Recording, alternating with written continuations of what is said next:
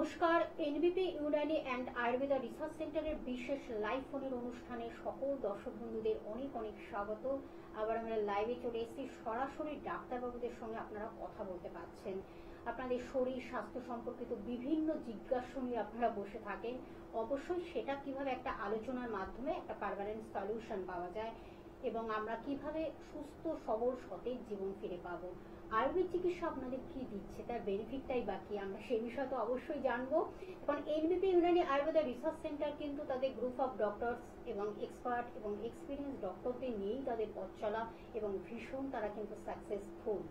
অবশ্যই আমাদের তো প্রতিদিনে বিভিন্ন আমাদের টপিক থাকে, আলোচনা থাকে এবং খুব গুরুত্বপূর্ণ আলোচনা থাকে আমাদের শরীরের যে বিভিন্ন অঙ্গ প্রত্যঙ্গ থেকে শুরু করে আমাদের অর্গান, তার ভূমিকা কি এবং সেটা যদি কোনোভাবে একটা খারাপ জায়গায় থাকে বা অসুস্থতার জায়গা তৈরি হয় তাহলে কতটা সেটা ক্ষতি হতে পারে আমাদের শরীরে, বিভিন্ন আমাদের শরীরকে কতটা ক্ষতিগ্রস্ত করতে পারে, আমরা সে বিষয়ে জানি এবং জানবো। অবশ্যই আপনারা জানেন আয়ুর্বেদ চিকিৎসা এমন একটি চিকিৎসা পদ্ধতি একেবারে যেটা ন্যাচারাল ওয়েতে কিন্তু আপনি একটা সুস্থ জীবন লিড করতে পারছেন এবং আপনি সুস্থ সবল সতেজ জীবন ফিরে পাচ্ছেন। এখন আয়ুর্বেদ চিকিৎসা কিন্তু বহু প্রাচীন চিকিৎসা এবং সেই চিকিৎসার মাধ্যমে আপনি যখন সুস্থ হচ্ছেন তার কোনো কিন্তু সাইড এফেক্ট, যেটা আমরা অন্যান্য চিকিৎসার ক্ষেত্রে একটা সাইড এফেক্ট থাকে বা পার্শ্ব প্রতিক্রিয়া যেটাকে বলে, এবং ঔষধপত্রগুলো কিন্তু অনেকটা কেমিক্যালস মিশ্রিত থাকে, অর্থাৎ রাসায়নিক পদার্থ মিশ্রিত থাকে।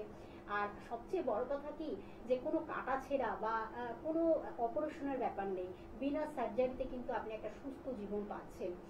আমরা কিন্তু আয়ুর্বেদ চিকিৎসার বিভিন্ন আমরা আলোচনা করছি, আপনাদের কাছে পৌঁছে দিচ্ছি এবং ডাক্তারবাবুরা সেইভাবে কিন্তু আপনাদের অ্যানালিসিস করে দিচ্ছেন, বিশ্লেষণ করে দিচ্ছেন সুন্দরভাবে প্রত্যেকটি রোগ সম্পর্কে। আপনারা অনেকটা কিন্তু অ্যালার্ট হচ্ছেন এবং সতর্ক হচ্ছেন, সচেতন হচ্ছেন। আজকেও কিন্তু আমাদের সেইভাবে আমরা আলোচনা রেখেছি অবশ্যই গ্যাস, অম্বল এবং বুক জ্বালা। এটা কিন্তু আমাদের একটা কমন ফ্যাক্টর, কমন একটা আমাদের দৈনন্দিন আমাদের একটা বন্ধু বলতে পারি, সেটা নিয়েই কিন্তু আমরা চলি। কিন্তু আমরা অনেক সময় দেখা যায় যে এটাকে ধামাচাপা দেওয়ার জন্য বা এই রোগটিকে রোগই বলবো আমরা, এটাকে ধামাচাপা দেওয়ার জন্য কিন্তু আমরা অনেক সময় বাইরে থেকে কিছু ওষুধপত্র কিনে সেটাকে ইনটেক করি এবং তার ফলে কতটা খারাপ হতে পারে, হার্মফুল হতে পারে সে বিষয়ে ডক্টর বাবুদের পরামর্শটা কিন্তু ভীষণ ইম্পর্টেন্ট।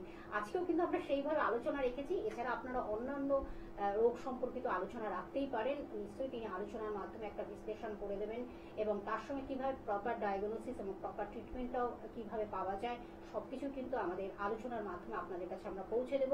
আজকে কিন্তু আমাদের স্টুডিওতে দুজন বিশিষ্ট আয়ুর্বেদ চিকিৎসকের সঙ্গে পেয়েছি, ডক্টর এস ভাদুরী, যিনি কিন্তু মেডিকেল কনসালটেন্ট এবং বিশিষ্ট আয়ুর্বেদ চিকিৎসক, ডক্টর এস ভাদুরীকে সঙ্গে পেয়েছি, আপনাকে স্বাগত অনুষ্ঠানে। এবং সঙ্গে পেয়েছি আরেকজন বিশিষ্ট আয়ুর্বেদ চিকিৎসক এবং মেডিকেল অ্যাডভাইজার, অবশ্যই এস খানকে সঙ্গে পেয়েছি, আপনাকেও স্বাগত এবং নমস্কার জানাচ্ছি। আমরা একটু আলোচনায় যাব। ডাক্তারবাবু, যেটা হয় আমরা প্রথমে আমি বললাম যে আজকের যে আমরা টপিকটি রেখেছি গ্যাস, অম্বল, বুক জ্বালা, এটা কিন্তু ভীষণ আমাদের শরীরে কতটা ক্ষতি করতে পারে এবং কতটা আমাদের হার্মফুল হতে পারে। তারপর আমরা অনেক সময় বাইরে থেকে ওষুধপত্র কিনে কিন্তু আমরা সেটাকে কিছুক্ষণের জন্য হয়তো সাময়িক একটা আরাম পাওয়ার জন্য বা সাময়িক সুখ পাওয়ার জন্য আমরা কিন্তু সেই ওষুধপত্রগুলো ইনটেক করি এবং তার ক্ষতিগ্রস্ত কতটা হই আমরা আছে ডক্টর খানের কাছে আমরা যাব। ডাক্তারবাবু, যদি এই বিষয়ে আপনি কিছু অ্যাডভাইস দেন। হ্যাঁ, গ্যাস অম্বলের ক্ষেত্রে আমরা সাধারণত তো গ্যাসের ট্যাবলেট তো অধিকাংশ মানুষকে বলতে গেলে বেশিরভাগ মানুষই খেয়ে থাকেন, সকালবেলায় একটা গ্যাসের ট্যাবলেট তো অনেকে খেয়েই থাকেন। তো এটা তো লং টার্ম এফেক্টেও ক্ষতি করে, একটা পরবর্তীকালে গ্যাসের ওষুধ রেগুলার খাওয়ার জন্য গ্যাস্ট্রাইটিস হতে পারে, আলসার পর্যন্ত পেটে হতে পারে। সেই সমস্যাগুলো না জেনেই যদি কেউ মানে কোনো কারণে বিনা কারণে গ্যাসের ট্যাবলেট খেয়ে যাচ্ছে এটা অবিলম্বে বন্ধ করতে হবে এবং সেটা প্রপার কি হয়েছে জেনে তারপরে সেটা চিকিৎসা করতে হবে। অবশ্যই সে বিষয়ে আমরা জানছি। এখন এই যে অনেক সময় দেখা যায় যে আমরা অনেক সময় বুঝতে পারি না গ্যাসের ব্যথা, এই যে সেটা আমরা কিভাবে সিমটমগুলো আমরা কিভাবে বুঝবো যে এটা গ্যাস, অম্বল, অ্যাসিডিটি হয়েছে বা গ্যাসের থেকে এই ব্যথাগুলো হচ্ছে, আমরা কিভাবে সেটাকে আগে থেকে আমরা অ্যালার্ট হবো বা বুঝবো সিমটমগুলো কি? পেট ফুলে যায়, পেট ভার লাগে, গলা জ্বালা করে, বুক জ্বালা করে, যেটা জিইআরডি বলে, গ্যাস্ট্রো ইসোফেজিয়াল রিফ্লাক্স ডিজিজ। আমাদের ইসোফেজিয়াল যে টিউবটা আছে সেই জায়গাটা জুড়ে একটা ব্যথা করে, মানে কিছু খাওয়ার পর খাবারটাই ঠিকঠাক করে ডাইজেস্ট না হয়, পেট ফুলে থাকে, কিছু খেতে ইচ্ছে করে না, এই সমস্যাগুলো হয়ে থাকে আর কি। আমরা অবশ্যই ডক্টর ভাদুরীর কাছে আমরা একটু আলোচনা রাখছি, জিজ্ঞাসা রাখছি। যেটা হয় আমাদের পেটের সমস্যা, অনেক সময় আমাদের ডায়রিয়া দেখা যায় বা পেট খারাপ বা এই যে সমস্যাগুলো তৈরি হয়, আমরা সেটার সঙ্গে একটু যদি আমরা কম্পেয়ার করি, কিভাবে সেটাকে আমরা বুঝবো যে একদিকে গ্যাসের ব্যথা না এটা পেটের কোনোভাবে হয়তো আমাদের পয়জন বা কিছু খারাপ হয়েছে, আমরা কিভাবে সেটাকে অ্যানালিসিস করছি? দেখুন, জেনারেলি এই ধরুন আমাদের পেটে কোনো রকম ইনফেকশন হয়ে যাওয়া বা ধরুন কোনো খাবার খেয়েছে যেটা হয়তো খারাপ ছিল, তার থেকে অনেক সময় যদি পচে যাওয়া বা খারাপ যদি কোনো প্রোটিন ইনটেক করে ফেলে কেউ, তাহলে সেখানে কিন্তু পয়জনিং হয় একটা পেটের মধ্যে। তো সেটা ফুড পয়জনিং যেটা আমরা আপনি বলতে চাইছেন যেটা, তো এই ধরনের হলে দেখুন প্রথম যেটা হচ্ছে পেটে খুব পেইন হবে, ঠিক আছে, বা ধরুন পেটের কোনো ইনফেকশন হলেও সেখানে দেখবেন পেইন হচ্ছে, পেইন হবে, এবং তারপরেই দেখবেন যে আপনার স্টুলটা খুব বাজেভাবে হচ্ছে। মানে স্টুলের সাথে সাথে দেখবেন অনেক সময় ভমিটিং হয়। মানে অ্যাকচুয়ালি কি আমাদের পেটে যেটা খারাপ জিনিস, যেটা টক্সিক জিনিস, সেটা আমাদের শরীর চাইবে শরীর থেকে বের করে দিতে। যদি দেখা যাচ্ছে ও আমাদের মলদ্বার দিয়ে বের করতে সক্ষম হচ্ছে না পুরোটা, তাহলে আবার সে কি করে গলা দিয়ে বের করে দেবে। মোটমাট স্টমাকে কিছু ও রাখতে চাইবে না, যেহেতু ওটা একটা পয়জন, ঠিক আছে, বা ধরুন টক্সিন। তো সেই জন্যই এই ব্যথাগুলো কিরকম হবে, পেট খুব কামড়াবে, পেটে পেইন হবে, এবং তার সাথে সাথে দেখা যাবে স্টুলটা খারাপ হয়েছে। এটা হচ্ছে আমি বলছি যদি ফুড পয়জনিং হয় বা ধরুন কারো কোনো খাবার খেয়ে পরের দিন দেখা যাচ্ছে স্টুল পাতলা হচ্ছে, সেগুলো। আবার যখন যদি এটা গ্যাসের ব্যথা হয়, জেনারেলি দেখবেন গ্যাসের ব্যথা যাদের হচ্ছে তাদের কনস্টিপেশনের প্রবলেম থাকবে। আর ওটা প্রথম দিন হবে এরকম ব্যাপার না, মানে আগেও হয়তো তার হয়েছে, ঠিক আছে, ফার্স্ট টাইম নয়। এবং তার দেখবেন খাদ্য খাবারগুলো হয়তো ওরকম খেয়েছে যেগুলো থেকে গ্যাস সৃষ্টি হয়, সেটা একটা বিয়ে বাড়িতে খেয়ে এসেও গ্যাস হতে পারে। অনেক সময় আমরা শুনতে পাই যে বিয়ে বাড়ি থেকে গ্যাস মানে খেয়ে এসে এমন প্রবলেম হয়েছে সে প্রায় মরে যাওয়ার মতো, তাড়াতাড়ি তাকে হসপিটালে নিয়ে যাওয়া হলো, ঠিক আছে, এগুলো আমরা শুনতে পাই। তো এইরকম প্রবলেমগুলোর ক্ষেত্রে কি হয়, তখন সেখানে কি হবে, গ্যাস হবে। সেখানে গ্যাস হলে বিভিন্ন জায়গায় কিন্তু পেইন হয়, আর তার সাথে যদি হাইপার অ্যাসিডিটি হয় তখন দেখা যাবে যে আমাদের গলা বুক জ্বলছে। অবশ্যই আমরা ডক্টর খানের কাছে আমরা একটু যাব যে এই যে কি হয় অনেক সময় আমাদের খাদ্য তালিকা, আমরা অনেক সময় কিছু বাইরের খাবার বা কিছু জাঙ্ক ফুড বা ফাস্ট ফুড জাতীয় খাবারগুলো ভীষণভাবে, এখন যেটা দেখা যায় যে আমাদের কর্মসূত্রে আমরা এতটাই বিজি, এতটা ব্যস্ততা থাকি যে আমরা অনেক সময় বাইরের খাবারগুলো ভীষণভাবে আমরা খাই, খাদ্য হিসাবে গ্রহণ করি। আপনি সেটাকে কি অ্যাডভাইস দেবেন, এটা কতটা হার্মফুল হতে পারে আমাদের শরীরে? আমরা বাইরে যাওয়ার আগে বাড়ি থেকে খাবার রান্না করে নিয়ে যেতে পারি, কারণ বাইরের খাবারটা খেলে সেটা তো আর সেইভাবে সেটার মধ্যে নিউট্রিয়েন্ট থাকছে না। সেটা ফাস্ট ফুড, ফাস্ট ফুড মানে সেটাকে ফাস্ট জলদি বানাতে হবে, চট জলদি, তারপরে সেটাকে ইনটেক করতে হবে। তো চট জলদি বানাতে গেলে সেই খাবারের মধ্যে সেই লেভেলে ভ্যালু থাকে না যে ভ্যালুটা বাড়িতে আমরা টাইম নিয়ে খাবারটাকে বানাই। অবশ্যই টাইম নিয়ে মানে এটা না যে 1-2 ঘন্টা 3 ঘন্টা 4 ঘন্টা ধরে বানাতে হবে, 1 ঘন্টার মধ্যে ভালো খাবার বানানো যায়। কিন্তু ব্যাপারটা হচ্ছে ফাস্ট ফুড লাইক নুডলসটা তো একবার খেলো ঠিক আছে, কিন্তু সেটা যদি কেউ রেগুলার ইনটেক করতে থাকে, নুডলস থেকেও আমাদের শরীরে প্রবলেম আসবে, গ্যাস্ট্রাইটিস তো হবেই, সাথে বার্নিং সেন্সেশন যেটা বললাম, বুক জ্বালা, গলা বুক জ্বালা করে। তো এর থেকে বাড়িতে একটা কিছু রান্না করে নিয়ে গেলাম, বা সকালবেলা কিছু একটা ওটস জাতীয় কোনো খাবার খেলাম, তারপরে বাড়ির থেকে ভাত রান্না করে নিয়ে বা কিছু একটা খাবার যে যারা খেতে পছন্দ করে সেটা খেয়ে নিয়ে গেলে, বাড়ির খাবার হলে সেটা কেয়ার করে জিনিসটাকে বানানো হবে। তো বাড়ি থেকে খাবার নিয়ে যাওয়াটাই বেটার। একদম, মানে বাড়ির খাবারটাই বেশি প্রেফার করাটা আমার মনে হয় সেটা সবচেয়ে ভালো। ডাক্তারবাবুদের পরামর্শটা ভীষণ ইম্পর্টেন্ট, তার কারণ এইভাবে কিন্তু তারা সুন্দরভাবে অ্যানালিসিস করে দিচ্ছেন। হ্যাঁ, একজন বন্ধু রয়েছেন। নমস্কার, কে আছেন সঙ্গে? নমস্কার। নমস্কার, বলুন কোথা থেকে বলছেন? আমার পক্ষ থেকে বলছিলাম। আচ্ছা, বলুন সমস্যাটা বলুন। সমস্যা বলতে আমার দাঁতের মাড়িতে ব্যথা, দাঁতের উপরের দিকে কাটা মতো হয়েছে আর খুব ব্যথা হয়েছে মাড়িতে। মাড়িতে ব্যথা হচ্ছে নাকি দাঁতে কোনো? দাঁতে দাঁতে দাঁতে ব্যথা হচ্ছে, মাড়ি মানে মাড়িতে ব্যথা হয়েছে, তাই তো? হ্যাঁ হ্যাঁ। মাড়িটা কি ফুলেছে? না, ওখানে একটা সাদা মতো কি হয়েছে। মাড়িতে সাদা মতো হয়েছে। কতদিন ধরে হয়েছে এটা? এই 5-6 দিন দেখা গিয়েছে। আপনার কি এর মধ্যে ঠান্ডা লেগেছে? ঠান্ডা বলতে ঠান্ডা গরম তো পড়ছে, বুঝতে পারছি না, মানে অতটা হচ্ছে না। আচ্ছা, একটা কাজ করুন, ব্যথা ব্যথা লাগছে। একটা কাজ করুন, আপনি একটু গরম জলের মধ্যে প্রথমে নুন দিয়ে একটু কুলিকুচি করা শুরু করুন, ঠিক আছে, এবং যখন ব্রাশ করবেন ওই জায়গাটায় যাতে না লাগে সেটা দেখবেন। আর তার পাশাপাশি শাক সবজিটা একটু বেশি খান, অনেক সময় ভিটামিন ডিফিসিয়েন্সির জন্য এটা হতে পারে। যদি দেখছেন সেটা কোন করে। ভিটামিনের অভাব হচ্ছে বলুন তো একটু? হ্যাঁ, কোন ভিটামিনের অভাব হচ্ছে এটা বুঝতে পারছি না। আপনি সবগুলোই খাবেন, ঠিক আছে, আপনি সবগুলোই খাবেন, মাল্টিভিটামিন খাবেন আপনি। এবার মাল্টিভিটামিন ওষুধ কিনে খাবেন না, আপনার যেটা করতে হবে যে আপনার যত রকম শাকসবজি আছে আপনার কাছাকাছি সেটা খাবেন। এবং এটা করবেন না যে শাকসবজি না খেয়ে আপনি মাছ মাংস বেশি খাবেন। কেন? কারণ হচ্ছে আমার খাওয়া হচ্ছে, শাকসবজিটা কমে গেছে, মাছ মাংসটা বেশি খাওয়া হচ্ছে। হ্যাঁ, ওটাই ঠিক করুন। এবং যদি দেখছেন কয়েকদিনের মধ্যে এটা সারছে না, তবে আমাদের কাছে আসবেন, ওটা পরীক্ষা করে দেখতে হবে কি থেকে হয়েছে।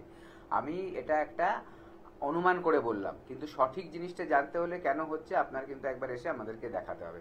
যদি সেরে যায় ভালো, না সারলে কিন্তু অবশ্যই আমাদের সাথে একবার যোগাযোগ করে নেবেন। ঠিক আছে, ধন্যবাদ। আমরা আবার একটু আলোচনায় ফিরবো।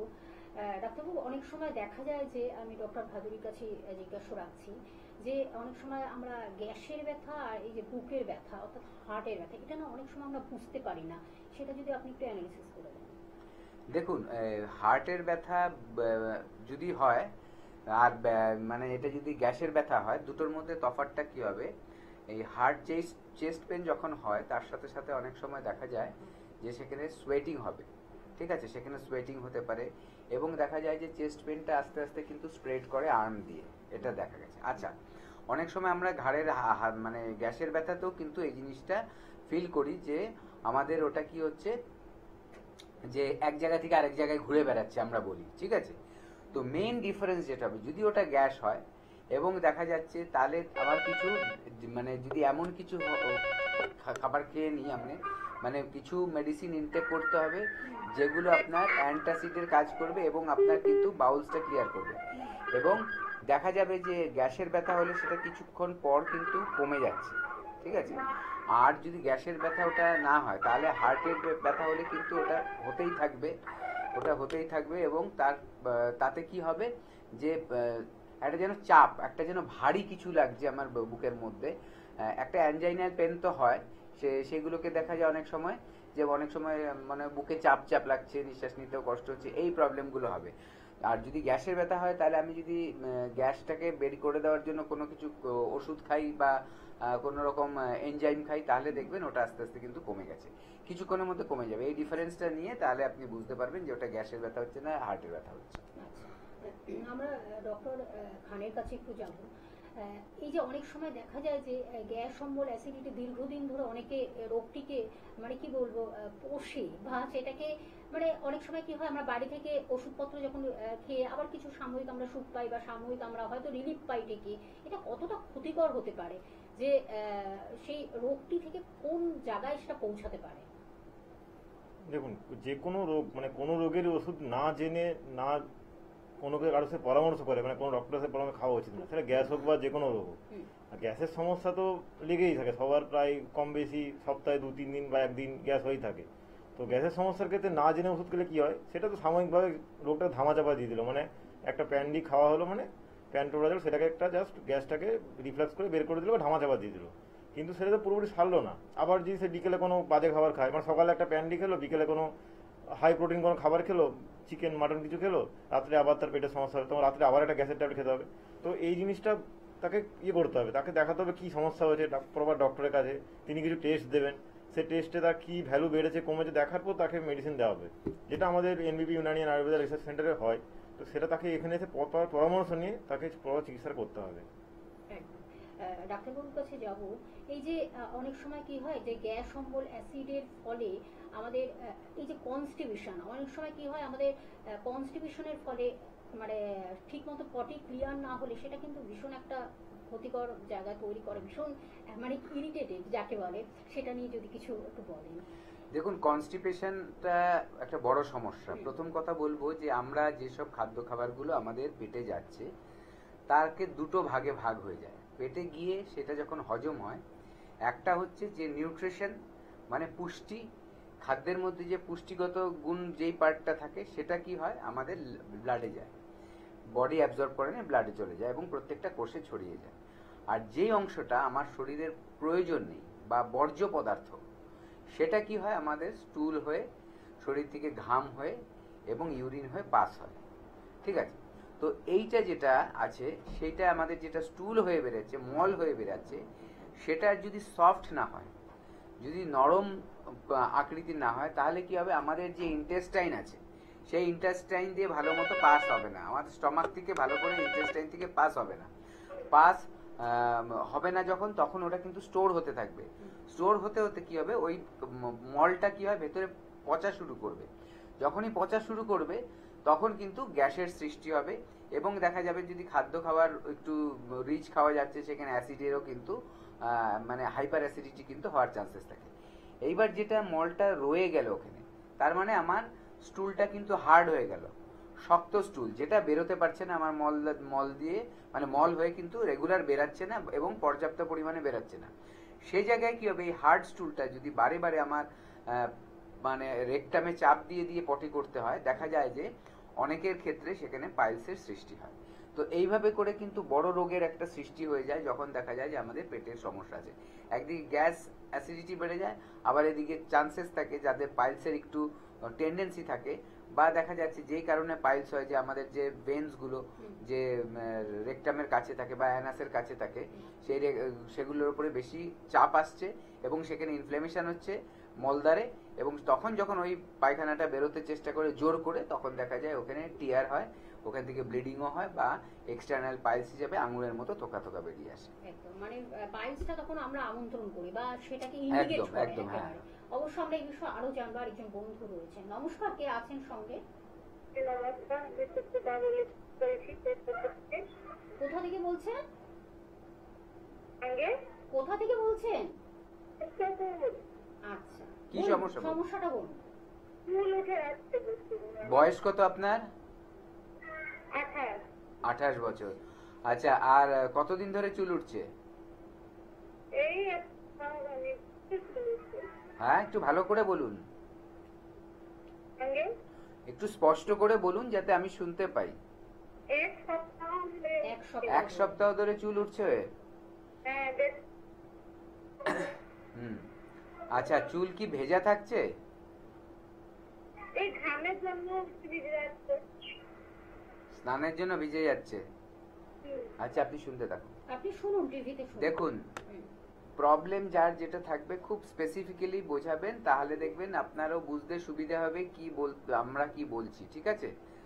আপনার এক সপ্তাহ ধরে চুল উঠছে, এক সপ্তাহ ধরে চুল ওঠাটা কোনো একটা বড় সমস্যা নয়, যতক্ষণ না আপনি দেখছেন যে আপনার চুল দীর্ঘদিন ধরে পড়ে যাচ্ছে, আগে যা পড়ছিল তার থেকে এখন বেড়ে গেছে এবং সেটা কন্টিনিউ হচ্ছে, ঠিক আছে? যদি দেখছেন আপনার চুল পড়াটা বেড়ে যাচ্ছে, আগে যেরকম পড়তো তার থেকে বেড়ে যাচ্ছে, তাহলে বুঝবেন আপনার কিন্তু চুলের কোনো একটা সমস্যা হচ্ছে। এবং চুলের সমস্যা অনেক সময় দেখা যায়, যদি থাইরয়েডের কোনো সমস্যা হয় সেখান থেকে চুলের সমস্যা হয়, মহিলাদের ক্ষেত্রে কোনো হরমোনাল ইমব্যালেন্স হলে সেখান থেকে চুলের সমস্যা হয়, আবার যখন দেখা যায় কারো আয়রনের ডেফিসিয়েন্সি হচ্ছে খাদ্য খাবারে, সেখান থেকেও চুলের সমস্যা হয়। এরকম বিভিন্ন কারণ থাকে চুল মানে পড়ে যাওয়া, এবং চুল পড়ে গিয়ে নতুন চুল না আসাটা আরো বড় সমস্যা। এটার জন্য কিন্তু এটা আপনি টাইম একেবারে নষ্ট করবেন না, আপনার কাছাকাছি যে চেম্বার আছে আমাদের, সেখানে যাবেন। এর খুব ভালো ট্রিটমেন্ট আছে, মেডিসিনের ট্রিটমেন্টও আছে, এবং তার পাশাপাশি আমাদের একটা স্পেশাল ট্রিটমেন্ট আছে আমাদের, যেটা লায়েল ইগেন স্কিন আর হেয়ারের ট্রিটমেন্ট হয় স্পেশাল। সেখানে বিভিন্ন ধরনের থেরাপি আছে। এই দুটোর কম্বিনেশনে যখন আপনি ট্রিটমেন্টটা হবে, দেখবেন আস্তে আস্তে চুল পড়াটা নর্মাল হয়ে যাবে, এবং যে জায়গায় চুলের রুট গুলো বেঁচে আছে সেখান থেকে কিন্তু আবার নতুন চুল আসছে। একদম। আরেকজন বন্ধু রয়েছেন। নমস্কার, কে আছেন সঙ্গে? অঞ্জলি মাইতি বলছি, পারনা থেকে। আচ্ছা, বলুন। অঞ্জলি, বলুন কি সমস্যা? প্রচুর পরিমাণে মুখে ব্রণ দিল। বয়স কত? বয়স 26। 26 বছর।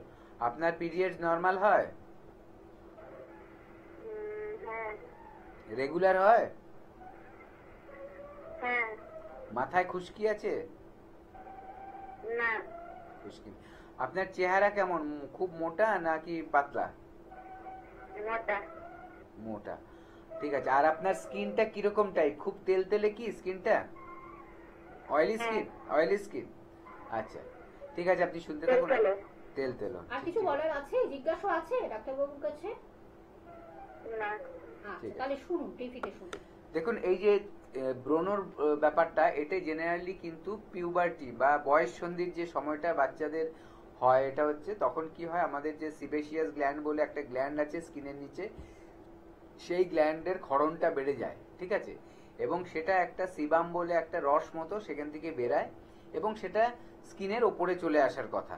কিন্তু অনেক সময় দেখা যায় যে বাচ্চারা কি করে, স্কিন ভালো করে পরিষ্কার করে না, ভালো করে ফেস ওয়াশ ইউজ করছে না, নোংরা থাকছে, সেই জন্য কি হয় যে লোমকূপগুলো বন্ধ হয়ে যায় এবং ওই সিবামটা বেরাতে পারে না, এবং যখন সিবামটা বেরাতে পারে না তখন ভেতর থেকে বাইরের দিকে আসার চেষ্টা করে এবং স্কিনের উপরে একটা ফুলে যায়, একটা গোটার মতো হয়ে যায়। এটা হচ্ছে আপনার অ্যাকনে।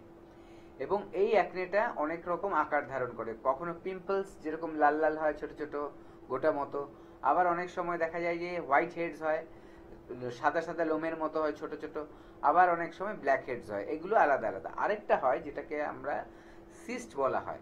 সিস্ট মানে দেখবেন অনেকের গালের মধ্যে খুব বড় বড় ফোড়ার মতো, খুব শক্ত, ওটা হচ্ছে সিস্ট, ঠিক আছে, ওরকমও হয়। সেখানে কি হয়, অনেক সময় সেগুলো ফেটে গিয়ে ওখানে ব্যাকটেরিয়াল ইনফেকশন হয়ে যায়, এবং ইনফেকশন হয়ে সেখান থেকে ঘা হয়, ঘাটা শুকিয়ে গেলে অনেক সময় কালো দাগ পড়ে যায় এবং না হলে গর্ত হয়ে যায়।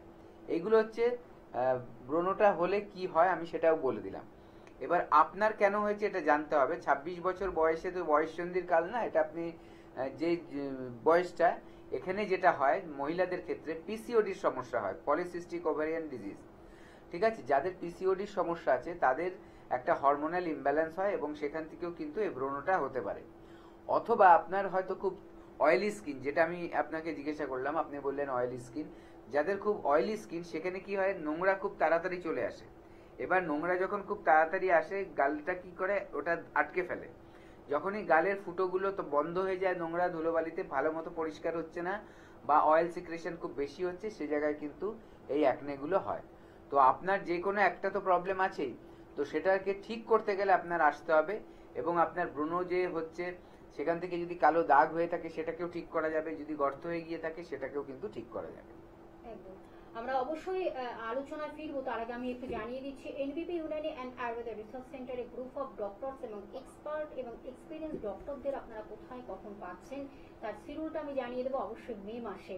আমরা একটু বলে দিচ্ছি, বনগাঁতে আপনারা ডক্টর এন ভট্টাচার্যকে পেয়ে যাচ্ছেন, গঙ্গারামপুরে পাচ্ছেন ডক্টর এস ঘোষালকে পেয়ে যাচ্ছেন, ক্যানিংয়ে পাচ্ছেন ডক্টর আর দেকে পেয়ে যাচ্ছেন, আসানসোলে পাচ্ছেন ডক্টর বি শর্মাকে পাচ্ছেন, এনবিপি ইউনানি আয়ুর্বেদা রিসার্চ সেন্টারের ডিরেক্টরকে পাচ্ছেন, এছাড়া বর্ধমানে পাচ্ছেন ডক্টর এন ভট্টাচার্যকে পাচ্ছেন, মালদহে পাচ্ছেন ডক্টর এস ঘোষালকে পেয়ে যাচ্ছেন, বহরমপুরে পাচ্ছেন ডক্টর এ হালদারকে পাচ্ছেন, কাকদ্বীপে পাচ্ছেন ডক্টর এস ভাদুরীকে পেয়ে যাচ্ছেন 3-5-25, অর্থাৎ আমাদের আজকে যিনি গেস্ট ডক্টর ডক্টর এস ভাদুরীকে কাকদ্বীপে পাচ্ছেন 3 তারিখে।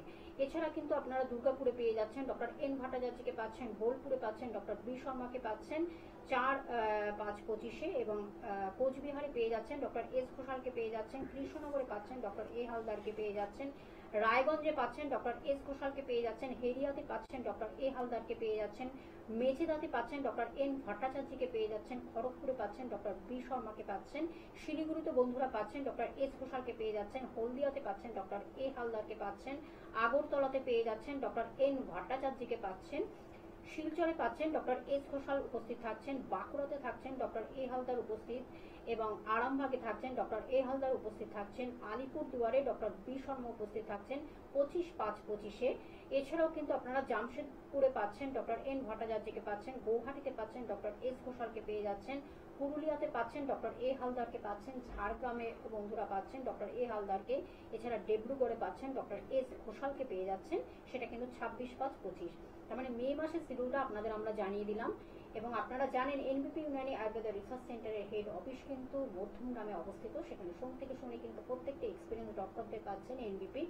এছাড়া আপনারা উত্তর কলকাতা, যেটা কিন্তু আপনারা হাতিবাগানে পেয়ে যাচ্ছেন চেম্বার, এবং দক্ষিণ কলকাতার মধ্যে পাচ্ছেন ল্যান্সডাউনে অবশ্যই বন্ধুরা, এবং খিদিরপুরে পাচ্ছেন এবং বেলুড়েও বন্ধুরা পাচ্ছেন, হাওড়া, শিবপুর, বাল্টিগুড়িতে পাচ্ছেন আপনারা অবশ্যই, এবং প্রত্যেক বৃহস্পতিবার দক্ষিণ 24 পরগনার আমতলাতে পাচ্ছেন, সেখানে কিন্তু ডক্টর বি শর্মা উপস্থিত থাকেন, আপনাদের সেটা জানিয়ে দিলাম অবশ্যই। আর আপনারা জানেন এই হেল্পিং নাম্বার, যেটা কিন্তু টিভি স্ক্রিনে আপনারা দেখতে পাচ্ছেন দুটি নাম্বার, 9830235527 একটি নাম্বার এবং আরেকটি নাম্বার 9830235537। এই দুটি নাম্বারের মাধ্যমে আপনারা ডিটেলসটা জানতে পারছেন, আপনার বাড়ি থেকে চেম্বার কতটা কাছে না দূরে এবং কোন কোন ডক্টররা বসছেন সব কিছু বিশদভাবে জানার জন্য এই নাম্বার দুটো ভীষণভাবে আপনাদের হেল্প করবে। আর যদি কোথাও চিকিৎসা করে থাকেন, ট্রিটমেন্ট করে থাকেন, তার প্রেসক্রিপশন এবং রিপোর্টগুলো কিন্তু অবশ্যই নিয়ে আসবেন। তাহলে কি হয়, সেই ডায়াগনোসিসটা খুব সুন্দরভাবে ডাক্তারবাবুরা করতে পারেন এবং তার সঙ্গে প্রপার ট্রিটমেন্টটাও কিন্তু পেয়ে আপনারা সুস্থ সবল সঠিক জীবনকে কিন্তু পাচ্ছেন। আর আপনারা জানেন এনবিপিতে কিন্তু অ্যাস্থেটিক বলে একটি ডিপার্টমেন্ট বা ডিভিশন রয়েছে, লা এলিগেন্স। সেখানে কিন্তু রূপ মানে সৌন্দর্যকে কিভাবে ধরে রাখবেন, সৌন্দর্যে যেমন রূপ চিকিৎসা হয়, মানে স্কিনের চিকিৎসা হয়, আমাদের স্কিনের বিভিন্ন ট্রিটমেন্টগুলো হচ্ছে, তার সাথে কিন্তু হেয়ার ট্রিটমেন্ট সব রকম কিন্তু আপনারা একই ছাদের তলায় সব কিছু পেয়ে যাচ্ছেন। আর তার সঙ্গে পঞ্চকর্ম থেরাপি, মানে সব কিছুকে কিন্তু আপনারা পাচ্ছেন। অবশ্যই তার জন্য কিন্তু দুটি হেল্পিং নাম্বার যে রয়েছে সেটাকে ব্যবহার করে আপনারা অ্যাপয়েন্টমেন্ট করে অবশ্যই চলে আসবেন। আমরা আবার একটু আলোচনায় ফিরবো ডাক্তারবাবু। যেটা হয়, আমরা ডক্টর খানের কাছে যাব, যে আমরা অনেক সময় বুঝতে পারি না যে কোন খাবারগুলো, বিশেষ করে এই গরমকালে আমরা কিছু খাবার আছে বাইরের খাবারগুলোকে খেয়ে নিই, যেগুলো জল জাতীয় খাবারগুলো, পানীয়গুলো আমরা ভীষণভাবে ইনটেক করি, বিশেষ করে গরমের সময়। সেটা কতটা ক্ষতিকর হতে পারে, বা কিছু ফল থাকে, ফ্রুট থাকে, রাস্তায় অনেক সময় বিক্রি করে যারা সেল করে, আপনি কি অ্যাডভাইস দেবেন, এগুলো কতটা খারাপ হতে পারে আমাদের শরীরে? দেখুন, স্ট্রিট ফুড তো খাওয়া মোটেই ভালো না, কারণ সেটা তো ধুলোবালি বসছে, সেটা ফল হোক বা যাই হোক। ফল খেতে হলে বাড়িতে কিনে নিয়ে গিয়ে ভালো করে কেটে খান, বা কোনো একটা জায়গাতে ভালো করে সেটাকে ধুয়ে খান। মানে রাস্তাতে যে আঢাকা খাবারগুলো পাওয়া যাচ্ছে সেগুলো তো মোটেই খাওয়া ভালো না। আর এমনি গরমের জন্য টক দই খেতে পারে কেউ, তারপরে মিষ্টি দইয়ের থেকে টক দইটা বেশি কার্যকরী। ডাবের জল, তরমুজ, এই ফল খেলে গরমের জন্য সেটা ভালো, শরীরের জন্য ভালো, পেটের জন্য সেটা ভালো হয়। ভেজের মধ্যে কি বলবেন? ভেজের মধ্যে শাকসবজি খাবার যে খায় সেটা বাড়িতে সেটা খাবে, মানে অ্যাকচুয়ালি অ্যানিমেল প্রোটিনটা অ্যাভয়েড করতে হবে। যেটা খেলে শরীর গরম হয় বা যেটা খেলে পেট গরম হতে পারে সেই খাবারগুলোকে অ্যাভয়েড করতে হবে। বাকি এমনি শাকসবজি যেগুলো গ্রিন ভেজিটেবলস হয় সেগুলো গরমে বাড়িতে রান্না করে খেতে পারে। একদম, আমরা অবশ্যই আমরা আলোচনায় আবার আমরা ফিরে আসবো। তার আগে আমরা একটু বলে দিই যে এনবিপি ইউনানি আয়ুর্বেদা রিসার্চ সেন্টারের যে যারা এসেছেন এই ক্লিনিকে বা প্রতিষ্ঠানে বা এই সংস্থায় এসে যারা উপকৃত হয়েছেন, মানে দূর দূর প্রান্ত থেকে কাছের বন্ধু দূরের বন্ধুরা এসে কতটা তারা ভালো আছেন, সুস্থ আছেন, সবল আছেন, সতেজ আছেন, অবশ্যই প্রাণবন্ত আছেন, আসুন তারই আমরা ক্লিপিংসগুলো আপনাদের কাছে তুলে ধরছি এবং তাদের বক্তব্যগুলো আপনাদের কাছে পৌঁছে দিচ্ছি। কোথায় বাড়ি? বাড়ি খাসমুড়ি। কি রোগে ভুগছিলেন আপনি? আমি এমনি আর্থারাইটিস, তারপরে সর্দি কাশির ব্যাপারও আছে। কতদিন ধরে এই রোগে ভুগছেন? প্রায় ডাক্তারবাবুকে দেখাচ্ছি প্রায় 6 মাস বেশি ভুগছেন? বেশি। এর আগে কোনো জায়গায় ট্রিটমেন্ট করিয়েছিলেন? না, ট্রিটমেন্ট করেননি, সরাসরি আপনি বি শর্মার কাছে আসেন। হ্যাঁ, ওনার ট্রিটমেন্টে আপনি এখন কেমন আছেন? ওনার ট্রিটমেন্টে ভালোই আছে, মানে খুবই ভালো আছেন? খুবই ভালো। হ্যাঁ, তার মানে এনবিপি ইউনানিয়ান আয়ুর্বেদা রিসার্চ সেন্টারে ট্রিটমেন্ট করে আপনি এখন অনেকটা সুস্থ এবং খুশি, তাই তো? হ্যাঁ, অনেক খুশিও আছে। হ্যাঁ, ওনার ট্রিটমেন্ট। আপনার নাম? বিপ্লব বিশ্বাস। কোথায় বাড়ি? ওয়ার্ডে। কি সমস্যা আপনার? আমার ডায়াবেটিসের সমস্যা। কতদিন ধরে ভুগছেন? আমি 23 বছর। আচ্ছা, এনবিপি ইউনানিয়ান আয়ুর্বেদা রিসার্চ সেন্টারে কদিন চিকিৎসা করছেন আপনি? এই 2 মাস হয়েছে। আচ্ছা, এখন আপনি কেমন আছেন? এখন আমি ভালো আছি। আপনি কি এখন ইনসুলিন control নিতেন? আছে। আমি আগে ইনসুলিন নিতাম। এখন নিতে হচ্ছে ইনসুলিন? এখন নিচ্ছি না ইনসুলিন। আচ্ছা, এখন আপনি শুধুমাত্র আয়ুর্বেদিক ট্রিটমেন্ট করছেন? মানসুরা বেগম। কোথায় বাড়ি? আমার নালিকুল। কি রোগে ভুগছিলেন আপনি? আমি কোমরের লেগে ভুগছিলাম। আর লিভারে, ফ্যাটি লিভার? আর ফ্যাটি লিভারের জন্য ভুগছিলাম। এই রোগটা নিয়ে আগে কোথাও ট্রিটমেন্ট করেছিলেন? হ্যাঁ, করেছিলাম কলকাতার লীলরতন হসপিটালে। সেখানে কি বলেছিল? সেখানে বলেছিল যে অপারেশন করতে হবে। অপারেশন করতে হবে। আপনি অপারেশনের মানে যে করতে বললো, তা আপনি ডিসিশনটা নিয়েছিলেন? না, নিইনি। আমি বলেছিলাম না, আমাকে বলেছিল অপারেশন করলে তুমি ভালো হবে না, লাস্ট সীমানায় চলে গেছে, তোমার অপারেশন করলে তুমি আর ইয়ে করতে পারবে না, উঠতে পারতে পারবে না। অপারেশন করলে আপনাকে গ্যারান্টি ওরা দেবে না, গ্যারান্টি দেবে না বলেছে। আচ্ছা, ডক্টর বি শর্মার কাছে তারপরে আপনি ট্রিটমেন্টে এলেন? হ্যাঁ, ডাক্তার বি শর্মার কাছে এসে আমি যেন মনে হচ্ছে ভালো আছি, আমার অনেকটা রোগ সরে গেছে। আচ্ছা, মানে আগের থেকে আপনি এখন অনেক ভালো আছেন? অনেক বেটার আছি, ভালো আছি। তার মানে এনবিপি ইউনানিয়ান আয়ুর্বেদা রিসার্চ সেন্টারে ট্রিটমেন্ট করে এখন আপনি অনেকটাই সুস্থ সুস্থ আছি। হ্যাঁ। আপনার নাম? আমার নাম বিভাস নস্কর। কোথায় বাড়ি আপনার? আমার জগদীশপুর, হাওড়া। কি হয়েছিল আপনার? আমার সুগার, গাঁটের যন্ত্রণা, কোমরের ব্যথা এইসব। আচ্ছা, এখন সুগারটা এখন পুরো কতদিন ধরে সুগারে ভুগছেন? 18 থেকে 20 বছর। 18 থেকে 20 বছর। এর আগে কোথায় ট্রিটমেন্ট করিয়েছেন? পিজিতে করেছি এবং মেডিকেলে করেছি। আচ্ছা, এই রোগটার কোনো সুরাহা পেয়েছিলেন? হালকা হালকা মানে ওষুধ খেলে ভালো থাকতেন আবার? ভালো হতো, আবার আচ্ছা, ডক্টর বি শর্মা ট্রিটমেন্টে আপনি কতদিন রয়েছেন? এখন প্রায় 2 মাসের উপর। 2 মাসে। এখন আপনি সুগারটায় কিরাম আছেন? সুগারটা চলে গেছে। সুগার আপনার কমপ্লিট কিওর আছে, তাই তো? আপনার নাম? ভারতী পাল, কোথায় বাড়ি আপনার? বাঁকড়া বিশ্ববিদ্যালয়। কি হয়েছিল আপনার? আমার হাঁটুতে ব্যথা। রোগটার নাম কি ছিল? অস্টিওআর্থ্রাইটিস। এই অস্টিওআর্থ্রাইটিস নিয়ে কোথাও চিকিৎসা আগে করেছিলেন? এমনি অ্যালোপ্যাথি চিকিৎসা আমি করেছি। কতদিন ধরে ভুগছিলেন? যতদিন হচ্ছে ততদিনই ভুগি। মানে অ্যালোপ্যাথিকে ট্রিটমেন্ট করিয়েছিলেন আপনি? সুস্থ হয়েছিলেন? না, সুস্থ হয়নি বলে। আচ্ছা, ডক্টর বি শর্মার কাছে ট্রিটমেন্টে আপনি কতদিন রয়েছেন? আচ্ছা, 15 দিন হবে। 15 দিন। 15 দিনে এখন আপনি কেমন আছেন? এখন আমি অনেকটা ভালো আছি। অনেকটাই ভালো আছেন তো? আবার আমরা অবশ্যই ফিরে আসলাম। আপনারা তো দেখলেন এনবিপি ইউনানি আয়ুর্বেদা রিসার্চ সেন্টারের ক্লিনিকে বা এই সংস্থা বা এই প্রতিষ্ঠানে এসে তারা সুস্থ সবল সতেজ জীবন ফিরে পেয়ে তারা কতটা আনন্দিত, আমার মনে হয় তাদের সেই আবেগগুলো আপনাদের কাছে পৌঁছে দিয়েছেন এবং ভালো আছেন, সবচেয়ে বড় কথা ভালো আছেন।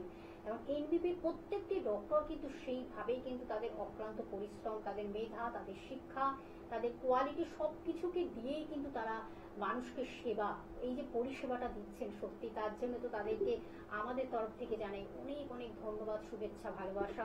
তার কারণ আমরা একটু সুস্থ সবল সতেজ জীবন সবাই আমরা চাই।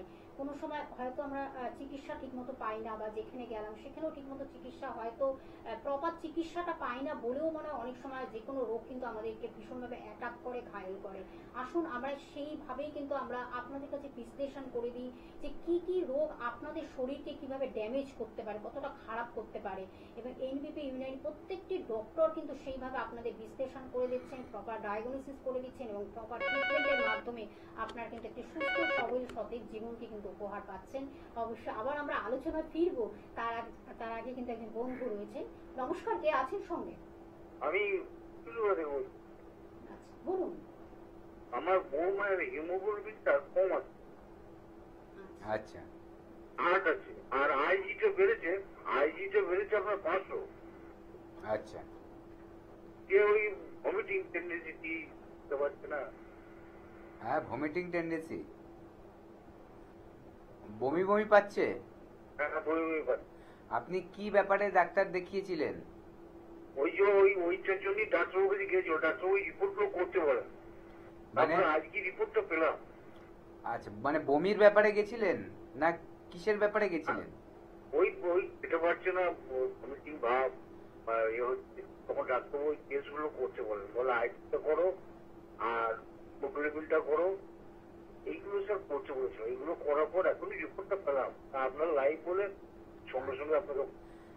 আচ্ছা, না, যখন আপনি বৌমাকে নিয়ে গেছিলেন ডাক্তারের কাছে, বৌমা খাওয়ার অসুবিধা হচ্ছিল, খেতে পারছিল না, তাই তো? হ্যাঁ হ্যাঁ হ্যাঁ। আর তার সাথে মাঝে মাঝে বমি হচ্ছিল। বমি হয় না, বমি ভাব। বৌমা কি আছেন সামনে? হ্যাঁ আছে। বৌমাকে ফোনটা দিন।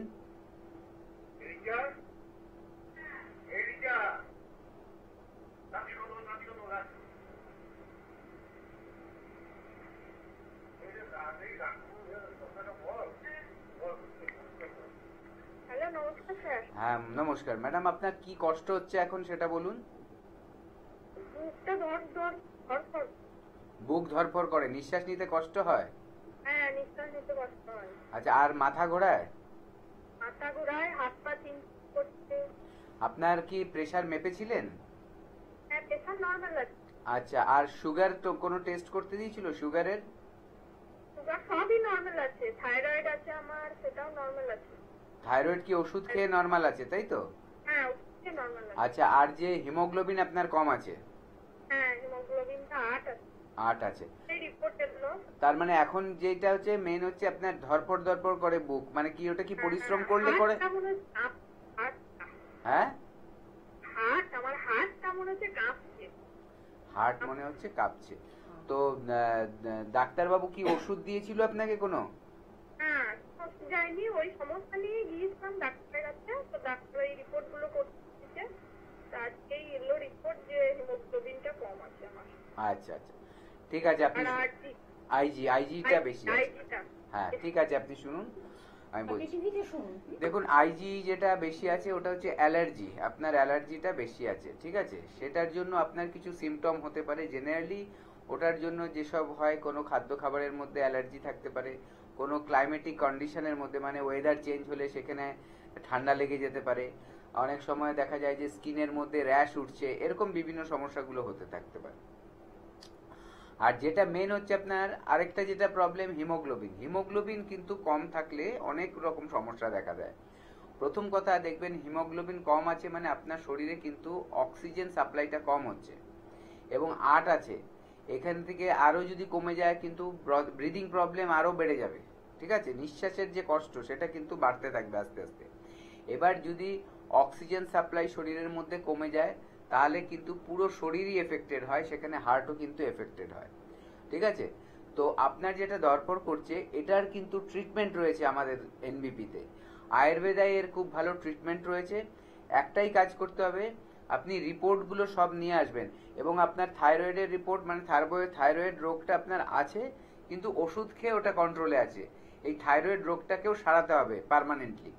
আপনার যেটা আছে, যে সব সমস্যাগুলি যদি পার্মানেন্টলি ঠিক হয়ে যায়, হিমোগ্লোবিন যদি বেড়ে যায়, দেখবেন আস্তে আস্তে আপনার প্রত্যেকটা ওই যে বুক ধরপড়নিতে এটা কিন্তু কমে গেছে।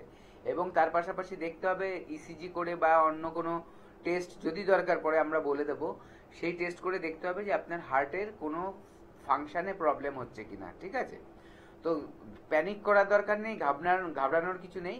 আপনি শুধু হেল্পলাইনে কল করুন, কল করে জেনে নিন আপনার বাড়ির কাছাকাছি কোথায় আমাদের চেম্বার আছে, সেখানে একবার আসুন, এসে রিপোর্টগুলো নিয়ে আসবেন, এসে ডাক্তারবাবুদের আমাদের এখানে দেখান, ডাক্তারবাবুরাই আপনাকে গাইড করে দেবে কিভাবে চলতে হবে, এবং তার সাথে যা ওষুধ দরকার সব কিন্তু দিয়ে দেবে ক্ষেত্রে। একদম। আমরা অবশ্যই আবার একটু আলোচনায় ফিরবো, ডক্টর খানের কাছে যাব। এই যে অনেক আমাদের আরেকটি কিন্তু ভীষণ কষ্টদায়ক, যন্ত্রণাদায়ক পাইলস, ফিশার, ফিস্চুলা, আমরা সে বিষয়ে একটু জানবো। এই যন্ত্রণাদায়ক জীবন থেকে আমরা কিভাবে বাঁচবো? কষ্টদায়ক, ভীষণ কষ্টদায়ক, যাদের হয় তারা বোঝে, আপনি কি অ্যাডভাইস দেবেন? যাদের কনস্টিপেশনের ব্যাপার আছে, অ্যাকচুয়ালি পটি ক্লিয়ার হয় না, রেগুলার হয় না, বা যাদের খুব হার্ড স্টুল হয়, তাদের ক্ষেত্রে এই সমস্যাটা দেখতে পাওয়া যায়। যাদের সবার ক্ষেত্রে এটা হয় না, মানে যাদের ক্ষেত্রে গ্যাস অম্বল আছে, সেটা দীর্ঘদিন ধরে তার পটি ক্লিয়ার হচ্ছে না, তারপরে আস্তে আস্তে আস্তে আস্তে সেখান থেকে তার প্রবলেমটা শুরু হয়, যে একটা ব্লিডিং হয়, মানে হিমারয়েড যেটাকে বলে আর কি, piles, bleeding in anal region. তো এই রিজিয়ন, এটা থেকে মুক্তির উপায় তো, এটা তো আলাদা ট্রিটমেন্ট আছে, আগে তাকে দেখাতে হবে, চিকিৎসা করতে হবে, কি সমস্যা হয়েছে যা জানতে হবে। তাছাড়া সে বাড়িতে একটা সিডস বাথ হয়, মানে হট একটা টাবের মধ্যে হালকা গরম জল নিয়ে সেখানে তাকে কিছুক্ষণ ওইটা মানে বসতে হবে আর কি, সেটা সিডস বাথ বলে ওটাকে। তো তারপর প্রথমে তাকে প্রথমে দেখাতে হবে ডাক্তারের কাছে, কি সমস্যা হচ্ছে প্রপার বলতে হবে, তারপরে তার চিকিৎসা করাতে হবে। একদম। আমরা জানবো আরো এই বিষয়ে, একজন বন্ধু রয়েছেন। নমস্কার, কে আছেন সঙ্গে? নমস্কার, শুভ দুপুর। আপনাকে শুভ দুপুর। হ্যালো, বলুন। হ্যাঁ, আমি বাবুইহাট থেকে বলছি, চঞ্চল দাস। সমস্যাটা বলুন। রাতের দিকে ঘুমের খুব সমস্যা হচ্ছে, এবং রাতে ঘুম না হওয়ার জন্য মানসিক চাপ বেড়ে যাচ্ছে, এবং সেই সমস্যার জন্য সারাদিন একটা অস্থিরতা ভাব আসছে, ঠিকঠাক খাবার হজম হচ্ছে না। আপনার এটা কতদিন ধরে হচ্ছে? এটা প্রায় বিগত মাস 3 ধরে হচ্ছে, মানে শীতের একদম শেষ থেকে এটা শুরু হয়েছে। আচ্ছা, মানে আপনার এখন যে লাইফস্টাইল, সেখানে কি মানসিক চাপটা খুব বেশি রয়েছে? হ্যালো, চাপটা কম বেশি রয়েছে। আচ্ছা, আরেকটা কথা বলুন, আপনার রাতে খাবার কখন খাচ্ছেন এবং শুতে যাচ্ছেন কখন? খাবার খাওয়া হয় 10:30 11টা, শুতে শুতে 12টা বাজে। আচ্ছা, 10:30 11টা খাচ্ছেন, রাতে শুতে শুতে 12টা বাজছে। এবং আপনার ফুড হ্যাবিটটা কেমন? কি ধরনের খাদ্য খাবারগুলো? রাতে ভাত খাওয়া হয়, কারণ সারাদিন তো বাড়িতে থাকি না, অফিসে থাকতে হয়। রাতে ঘরে ফিরে মানে ডিনারের সময় ভাত খাওয়া হয় আর কি। আচ্ছা, না আমি বলতে চাইছি কি স্পাইসি খাবারটা বাড়িতে বেশি হয়, বা তেল মশলা দিয়ে রান্না হয় নাকি? তেল মশলা দিয়ে খাবারটা বেশি রান্না হয়। আচ্ছা, আচ্ছা, আপনি শুনুন, আমি বলে দিচ্ছি। দেখুন, ঘুমের না হওয়ার কয়েকটা কারণ থাকে। প্রথম যেটা, ঘুমের সময়। যদি আমরা সঠিক টাইমে ঘুমোতে যাই তাহলে যে আমাদের যে হরমোন সিক্রেশনটা হয় সেটা আমাদের ঘুম আসতে সাহায্য করে, ঠিক আছে। এবং পরিবেশ, ঘুমের পরিবেশে কিন্তু কয়েকটা জিনিস অ্যাভয়েড করতে হয়। হোয়াইট লাইট বা ধরুন আমাদের যেটা ব্লু লাইট, এইগুলো লাইট যাতে আমাদের চোখের সামনে না থাকে বা চোখের ওপরে তার যাতে প্রভাব না পড়ে, এগুলো আমাদের দেখতে হবে। তার জন্য কি, আপনি যদি একেবারে অন্ধকার করে রাতে ঘুমোতে পারেন সবচেয়ে ভালো। যদি সেটার হ্যাবিট না থাকে তাহলে লাল আলো জ্বালাবেন। লাল আলোটার কিন্তু কোনো এফেক্ট, আমাদের নেগেটিভ এফেক্ট আমাদের ঘুমের মধ্যে পড়বে না, প্রথম কথা। দ্বিতীয় কথা হচ্ছে, ঘুমোতে যাওয়ার অ্যাটলিস্ট 1 ঘন্টা আগে আমাদের যত রকম স্ক্রিন আছে সেগুলোর থেকে নিজের চোখটাকে সরিয়ে রাখবেন।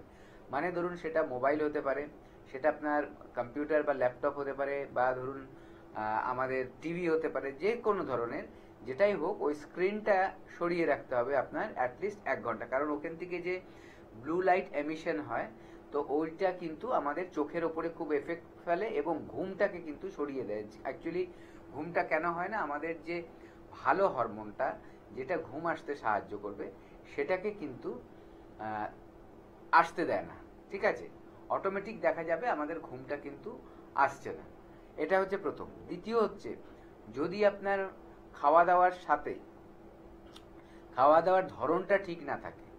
খাওয়া দাওয়ার ধরনটা বলতে গেলে কিরকম, যে আপনি যে খাচ্ছেন তার মধ্যে, এই যে আপনিই বললেন যে আপনার একটু স্পাইসি খাবার হয়ে যায়, একটু রাত্রেবেলা আমাদের খাবারগুলো ঠিক মতো হজম হতে চায় না। আয়ুর্বেদ মতে বলে, যখন সূর্য উদয় হলো তখন থেকে আপনার খাওয়ার টাইম স্টার্ট, আর সূর্য অস্ত যখন চলে যাচ্ছে আপনার খাওয়ার টাইম মানে কমপ্লিট। এর মধ্যে আপনার খাদ্য খাবার যা পারবেন খেতে হবে। কিন্তু সাধারণভাবে আমরা আমাদের লাইফস্টাইল চেঞ্জ হয়ে যায় আমাদের কাজের জন্য, এবং দেখা যাচ্ছে যে আমরা অনেক বেশি রাতে খাচ্ছি। এই বেশি রাতে খেতে গিয়ে আরেকটা প্রবলেম হয়, যেটা আমরা যদি রিচ খেয়ে ফেলি তখন কিন্তু হজম হতে চাইবে না, কারণ আমাদের ফিজিক্যাল অ্যাক্টিভিটিস সেই সময় কিন্তু থাকে না, এবং আমাদের যেটা ক্যালোরিটা আমরা ইনটেক করি বা ধরুন ফ্যাট ইনটেক করি সেগুলো বার্ন আউট হয় না ঠিক মতো, ঠিক আছে। মেটাবলিজমটা স্লো হয়ে যায় তখন। তো এই জন্য কিন্তু তখন আমাদের দেখা যাবে ঘুমোতে গেলে শরীর অস্থির করে, ছটপট ছটপট হচ্ছে, বারে বারে আমাদের উঠে পড়তে হচ্ছে, ঘুম ভেঙে যাচ্ছে, এই ব্যাপারগুলো থাকে। তৃতীয়ত, ঘুমের জন্য আপনার কিন্তু একটা সুদিং টেম্পারেচার দরকার। দেখবেন অতিরিক্ত যখন এসিটা ঠান্ডা হয়ে যায় গরমকালে, তখন দেখবেন আপনার অনেক সময় ঘুম ভেঙে যাবে, কারণ ওই ঠান্ডাটা আপনার অতিরিক্ত হচ্ছে। তার মানে আবার যদি আপনি এসি বন্ধ করে দিচ্ছেন, কিছুক্ষণ পর দেখবেন সাফোকেশন হবে, গরম লাগবে, আবার মনে হবে যেন আমার এসিটা দরকার। একটা এমন টেম্পারেচার মেনটেন করে আপনি ঘুমোবেন যেটা আপনার আরাম লাগে, ঠিক আছে। এটা হচ্ছে তৃতীয়। চতুর্থ হচ্ছে যে সারাদিনে কিছু যদি আপনার ফিজিক্যাল অ্যাক্টিভিটিস না থাকে তাহলে কিন্তু রাতের ঘুমটা আসতে প্রবলেম হয়। এবং অনেকের হ্যাবিট আছে, বিশেষ করে যারা বাড়িতে থাকছে তারা দুপুরে একটা কিন্তু ঘুমিয়ে নেয়, 1-1.5 ঘন্টা ঘুমিয়ে পড়ে। ওটাতেও কিন্তু আমাদের যেহেতু বডি রেস্টে থাকে ওই টাইমটু, বডি আবার রিজুভিনেট হয়ে যায় এবং রাত্রে তার জন্য ক্লান্তিটাও কম আসে এবং তার জন্য ঘুমের কিন্তু অনেক সময় ব্যাঘাত ঘটে। আর যাদের ধরুন সুগারের প্রবলেম আছে তারা অবশ্যই বলবো রাত্রের দিকে জলটা কম খাবেন, না হলে কি হবে, বডি থেকে ওটা ড্রেন আউট হওয়ার জন্য আপনার কিন্তু বারে বারে পেচ্ছাপ করতে হবে, আর পেচ্ছাপ করতে গেলেও বারে বারে আপনার ঘুমটা নষ্ট হবে। এবং সাউন্ড স্লিপ ঘুমোতে হয় মোটামুটি 7 ঘন্টা, তাহলে দেখবেন আপনি পরের দিন আপনি পুরো চার্জ থাকবেন, এনার্জেটিক থাকবেন। আর সবচেয়ে তার ভালো টাইম হচ্ছে 10টার পর, যদিও সেটা আমাদের সম্ভব না, কিন্তু চেষ্টা করতে হবে 11টার থেকে, কারণ ওই টাইম থেকে মানে 10টা থেকে রাত 3টে, এই টাইমে আমাদের কিন্তু রিপেয়ার, বডির যে রিপেয়ারিংগুলো, বিভিন্ন কোষের যে মানে রিজেনারেশন বা সেগুলোকে রিপেয়ার করা, সেটা সবচেয়ে সঠিক টাইম। তো সেই টাইমটা যদি আমি অ্যাক্টিভিটিসের মধ্যে থাকি তাহলে আমার কিন্তু ওই রিপেয়ারগুলো ঠিক মতো হবে না। তাই জন্য যতটা পারবেন, যত 10টার যত কাছাকাছি থাকবেন ঘুমানোটা, তত দেখবেন আপনার কিন্তু সাউন্ড স্লিপ হচ্ছে। একদম। আচ্ছা, আমি ফোনটা নিয়ে নিচ্ছি, তারপরে অবশ্যই আবার আমরা আলোচনা ফিরব। নমস্কার, কে আছেন সঙ্গে? নমস্কার, আমি ঠাকুরা থেকে বলছি, অজিত হালদার। আচ্ছা, বলুন অজিত বাবু, কি সমস্যা বলুন।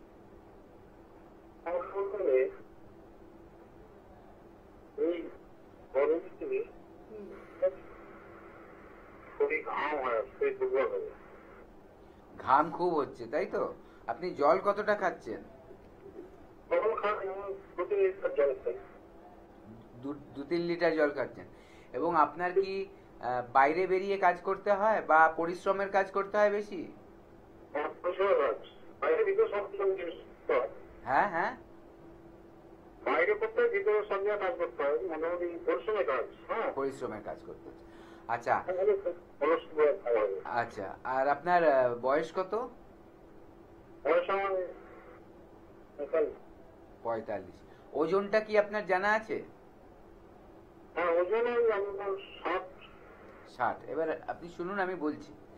দেখুন, একজন মানুষের, প্রাপ্তবয়স্ক মানুষের মোটামুটি একটা অ্যাভারেজ আমি বলছি, যার যত বয়স তার সাথে আপনি মানে ধরুন আপনার 60, তো তাহলে আপনার মোটামুটি 5 দিয়ে সেটাকে গুণ করবেন, ঠিক আছে? তার মানে কি হচ্ছে 5 6 30, তার মানে আপনার 3 লিটার জল খেতে হবে, ঠিক আছে? এইটা মাথায় রাখবেন, এটা হচ্ছে স্ট্যান্ডার্ড একটা।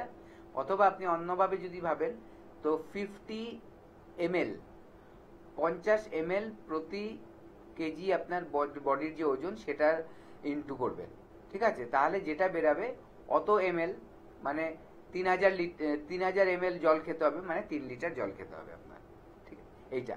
এবার যদি আপনার পরিশ্রমের কাজ হয় বেশি, তাহলে কিন্তু দেখতে হবে যে আপনার জলের পরিমাণটা বাড়াবেন। কতটা বাড়াবেন?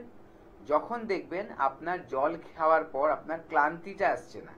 কারণ জল কেন দরকার? কারণ আমাদের বডির যে ইলেকট্রোলাইট আছে সেগুলো কিন্তু কমে যেতে থাকে যদি আমাদের বেশি সোয়েটিং হতে থাকে, বেশি ঘাম হতে থাকে, এবং যতটা পরিমাণে জল দরকার তার থেকে কম জল আমরা খাই, তার মানে সেখানে আমাদের ক্লান্তি ভাব কিন্তু চলে আসবে। আর এই গরমের মধ্যে আপনি একটা কাজ করবেন, আপনার যদি প্রেশার ঠিক থাকে তাহলে কিন্তু আপনি মাঝে মাঝে একটু অতিরিক্ত ঘাম যখন হচ্ছে, 1 লিটার জলের মধ্যে 1 চামচ নুন আর 1 চামচ চিনি আর 1 চিমটি নুন দিয়ে একটা কিন্তু ইলেকট্রোলাইট ওয়াটার বানিয়ে নেবেন, ঠিক আছে? তো এটাকে কিন্তু আপনি অল্প অল্প করে সিপ করে করে খেতে থাকবেন, তাহলে দেখবেন আপনার ক্লান্তি ভাবটাও আসবে না, বডি দেখবেন ডিহাইড্রেটেড হবে না, ঠিক আছে? আর তার পাশাপাশি আরেকটা জিনিস নজর রাখবেন, আপনার বডিতে ঘাম হচ্ছে, জলের পরিমাণটা ঠিক আছে কিনা সেটা বোঝার জন্য কি করবেন, দেখবেন পেচ্ছাপ কেমন হচ্ছে। পেচ্ছাপের কালার যতক্ষণ না সাদা হচ্ছে, ধরুন লালচে হচ্ছে, সেটা যতক্ষণ না সাদা হচ্ছে আপনার জল খেয়ে যেতে হবে। যদি দেখছেন পেচ্ছাপে জ্বালা করছে তাহলে বুঝবেন জল খেয়ে যেতে হবে। এগুলো ফলো করতে হবে। আর দেখবেন যদি আরো ডিহাইড্রেশন হতে থাকে তাহলে দেখবেন স্কিন শুকাচ্ছে, স্কিন ড্রাই হয়ে যাচ্ছে, ঠোঁট শুকিয়ে যাচ্ছে। এগুলো কিন্তু খেয়াল রাখবেন। আজকাল যারা বাইরে বেরোচ্ছেন অতিরিক্ত গরমে তারা এগুলো খুব নজর রাখবেন, এবং যারা ঘরে বসে কোনো পরিশ্রম করছেন বা জিম করছেন, অতিরিক্ত ব্যায়াম করছেন, খেলাধুলো করছেন, তারাও কিন্তু এগুলো নজর রাখবেন। কারণ জলই কিন্তু আমাদের জীবন। জলের পরিমাণের ঘাটতি হলে আমাদের বডির পুরো ফাংশন কিন্তু উল্টোপাল্টা হয়ে যায়। ব্রেন ফাংশন ঠিক করবে না, কিডনি ঠিক করবে না, আমাদের ব্লাড সার্কুলেশনের প্রবলেম হতে পারে, এরকম অনেক কিছু কিন্তু প্রবলেম চলে আসবে। তো এগুলো সব ঠিক রাখতে গেলে আপনার শরীরে জলের পরিমাণটাও কিন্তু ঠিক রাখতে হবে। অবশ্যই আমরা আলোচনা আবার আমরা ফিরবো, ডক্টর খানের কাছে আমি যাব। যে এই যে আপনি বললেন যে পাইলসের ফলে অত্যাধিক পরিমাণে ব্লিডিং হয়, তাই এই ব্যথা হয়, ব্লিডিং হয়, এগুলো আপনি বলছেন, তা আমরা এটা থেকে কিভাবে মুক্তি পাওয়ার জন্য আমরা সঙ্গে সঙ্গে একটু অপারেশনের জায়গায় চলে যাই, আয়ুর্বেদ চিকিৎসা কি বলছে? না, অপারেশন তো প্রথমে নয়। কারোর যদি খুব বাজে কন্ডিশন হয়ে যায় যে তার পায়খানা দ্বারটাই মানে হয়ে গেছে, তাই অবস্ট্রাক্ট হয়ে গেছে, তখন তো অপারেশন করতে হবে। তাছাড়া আয়ুর্বেদ চিকিৎসাতে প্রথম পর্যায়ে ধরা পড়লে অপারেশন করার দরকারই নেই। তাকে একটা ডায়েট দেওয়া হবে, সেই ডায়েটটা সে ফলো করবে, তাকে তার মতো মেডিসিন দেওয়া হবে, মেডিসিন করবে, তার বডিটাও পাতলা হয়ে যাবে, হার্ড স্টুল থাকবে না, সেটা নর্মাল স্টুলের ইয়েতেও চলে আসবে, তার ঠিক হয়ে যাবে। আর খুব বাজে কন্ডিশনে গেলেও অপারেশন সবসময় লাগে না। অ্যাকচুয়ালি এটা একটা ভুল ধারণা আছে, লোকে বলে যে পাইলস, ফিস্টুলা, ফিসারমনি অপারেশন করতে হবে। অপারেশন সবসময় লাগে না, হয়তো 1% 2% ক্ষেত্রে অপারেশন লাগে, বাকি 98-99% ক্ষেত্রে অপারেশন লাগেই না। তাকে যদি প্রপার টাইমে ট্রিটমেন্টটা করায়, তার অপারেশন ছাড়াই চিকিৎসা হয়। আমাদের এনবিপি ইউনানি আয়ুর্বেদের রিসার্চ সেন্টার তার ট্রিটমেন্টটা হয়ে থাকে, তাকে এখানে এসে যোগাযোগ করে ট্রিটমেন্ট করাতে হবে। একদম, আমরা অবশ্যই আলোচনা ফিরবো। তার আগে একটু বলে দিচ্ছি যে এনবিপি ইউনানি আয়ুর্বেদ রিসার্চ সেন্টারে গ্রুপ অফ ডক্টরস এবং এক্সপার্ট এক্সপিরিয়েন্স ডক্টরদের আপনারা কোথায় কখন পাচ্ছেন, মে মাসের আমি শিডিউলটা জানিয়ে দেবো। তার আগে একজন বন্ধু রয়েছেন, আমি তারপরে অবশ্যই জানিয়ে দিচ্ছি। নমস্কার, কে আছেন সঙ্গে? হ্যাঁ নমস্কার, আমি বাঁকুড়া থেকে বলছি। বলুন। আমার বয়স হচ্ছে 42 বছর বয়স। আচ্ছা, সমস্যাটা বলুন। কোমরে সমস্যা, মানে ঝুঁকে কাজ করতে গেলে তো সোজাও দাঁড়াতে পারি না, এরকম ব্যথা হয়। আচ্ছা, আর আপনি কি গাড়ি ঘোড়া বেশি চড়তে হয়? হ্যাঁ, বাইক চালাতে হয়। বেশি চালাতে। আচ্ছা, ব্যথাটা কতদিন ধরে হচ্ছে? হ্যাঁ, ব্যথাটা 15-20 দিন মতো হচ্ছে। আচ্ছা, কোনো কি চিকিৎসা করিয়েছেন এখনো? এরকম দেখে ডাক্তার বাবুকে দেখে এরকম ওষুধ খাচ্ছি। আচ্ছা, আপনি শুনুন, আমি বলছি। দেখুন, প্রথম কথা হচ্ছে যে আপনাকে বলি যে আমাদের যে মেরুদণ্ডটা আছে, ঘাড়ের পেছন থেকে শুরু করে একদম কোমরের নিচ অব্দি যায়, পুরো যে একটা ভার্টিব্রাল কলম বলা হয় মেরুদণ্ডের হাড়, সেগুলো কিন্তু অনেকগুলো ছোট ছোট হাড় নিয়ে তৈরি। এবং এই ছোট ছোট হাড়, প্রত্যেকটা হাড়ের মাঝখানে একটা করে কিন্তু কুশন আছে, মানে একটা করে স্পঞ্জের মতো আছে, যেটার কাজ হচ্ছে দুটো হাড় যাতে ধাক্কা না খায় এবং ওর দুটো হাড়ের মধ্যে যাতে একটা গ্যাপ থাকে। আর এই যে হাড়গুলো আছে তার পাশ দিয়ে ভিতর দিয়ে কিন্তু আমাদের স্পাইনাল কর্ড চলে গেছে, যেখান থেকে আমাদের নার্ভগুলো চারিদিকে ছড়িয়ে যাচ্ছে। আর তার সাথে সাথে আছে রক্তের নালী। তো কি হয়, আমাদের যে এই যে ভার্টিব্রাল কলাম বা ওই যে মেরুদণ্ডের হাড়ের যে পুরো লম্বাটা, এখানে তার একটা শেপ আছে, তার একটা মানে কোন দিকে বেঁকে থাকবে তার একটা নিয়ম আছে, ঠিক আছে? এটা হচ্ছে জন্ম থেকে আস্তে আস্তে করে ওটা ঠিক হয়। এইবার আমরা যখন কাজ করি ঝুঁকে, তখন আমাদের কোমরটা সামনের দিকে ঝুঁকে যায়, থাকা উচিত পেছন দিকে, মানে কার্ভটা থাকা উচিত পেছন দিকে, পেছন দিকে বেঁকে থাকা উচিত আমাদের মেরুদণ্ডের কোমরের হাড়টা। কিন্তু আমরা যখন সামনের দিকে ঝুঁকে কাজ করি, ওটা সামনের দিকে বেঁকে যায়। ওটা ফ্লেক্সিবল, কিছুটা নড়াচড়া করলে আমরা দেখবেন ওটা মুভ হচ্ছে, তার জন্য আমরা নড়তে পারি। এইবার দীর্ঘদিন এটা যদি বারে বারে হতে থাকে, তখন দেখা যায় আমাদের ওই হাড়ের শেপটা চেঞ্জ হয়ে যাচ্ছে। শেপটা যেহেতু চেঞ্জ হয়ে যাচ্ছে, ওখান দিয়ে যে নার্ভগুলো যাচ্ছে এবং যে রক্তনালীগুলো যাচ্ছে তার উপর গিয়ে কম্প্রেশন হচ্ছে, মানে চাপ লাগছে। চাপ লাগার ফলে কিন্তু আমাদের ওখানে ব্যথার সৃষ্টি হচ্ছে। এবং যারা দেখা যাচ্ছে যে বাইক বেশি চালাচ্ছে, বেশি বসে থাকছে, ওজন ভারী, দেখা যাচ্ছে যে খুব বেশি গাড়ি চালাচ্ছে, তাদের ক্ষেত্রে কি হয়, এই যে চাপটা আরো বাড়তে থাকে এবং ঝাঁকুনিতে এটা খুব বেশি এফেক্টেড হয় বারে বারে। তো তখন কিন্তু ব্যথাটা বাড়তে থাকে এবং এটাকে যদি কেউ ট্রিটমেন্ট না করে, একটা টাইমে এমন হবে যে ওই জায়গাটা স্টিফ হয়ে যাবে, আর কিন্তু তখন ঠিক হতে চাইবে না। ঠিক আছে?